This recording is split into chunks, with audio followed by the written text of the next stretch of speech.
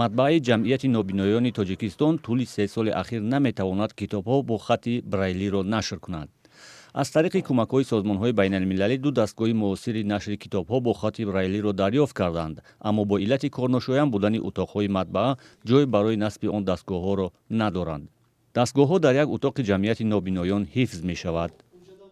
ҳоло худи чопхона шароити нигоҳдории ин таҷҳизотҳоро надорад, чунки утоқҳо ҳамагӣ таъмири хуб надоранд ва умуман ба зами хотир дар ин ҷо нигоҳ медорем ин таҷҳизотҳоро. бо кӯмаки афроди хайрхоҳ таъмири як утоқи матбаа барои дастгоҳҳои навро шурӯъ карданд. таҷҳизоти кӯҳнаи нашри китобҳо бо хати брайлии матбаа ки сохти шӯравианд ғайриқобили истифода шудаанд.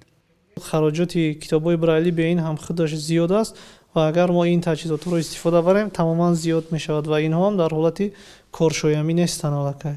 ҳоло махсусан ҷавонон ва мактабачаҳои нобино ба адабиёти таълимӣ ниёзи шадид доранд. бо иллати адами китобҳои дарсӣ бо хати брайли донишҷӯ ва толибилмони макотиби миёна маҷбуранд нафари солимеро хоҳиш кунанд ки барояшон китоб хонад ва сабт кунад. барои он ки мо барои тамоми ҷумҳуриро таъмин кардан мо на камтар бояд ҳар як китобро бояд на камтар аз 1000 нусха чоп кунем, не ки айни ҳол мо имкониятро надорем. вақте ки китоби биноиро ба китоби брайли бармегардонем, мо аз чанд китоб иборат мешаванд. фарз кардем мегирем як китоби забони модарӣ синфи 3 метавонад ки дар брайли аз 4 қисм ё 4 китоб иборат шавад. замони шӯравӣ ҷамъияти нобиноён аз имконоту имтиёзҳои фаровон бархурдор буд. аъзои ҷамъият бемушкил таҳсил мекарданд, адабиёти кофӣ барои таҳсилро доштанд, ба ҷои кор таъмин буданд ва барои нашри китобҳо бо хати брайли сармояи кофие аз даромади корхонаҳои ҷамъият пайдо мекарданд.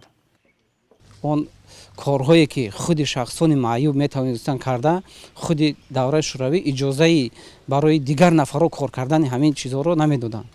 фақат масалан бофтани бандбофӣ, бофтани симтур ки дар охирҳои вай дар охирҳои давраҳои шӯравӣ баъд КБО гуфтани як ташкилотҳо буданд ва ё гирифтанд ҳам симтурам истеҳсол карданд. ҳоло он корхонаҳо тақрибан фаъол нестанд ва ҷамъият худкифо нест то барои чопи китобҳо бо хати брайли сармоягузорӣ кунад.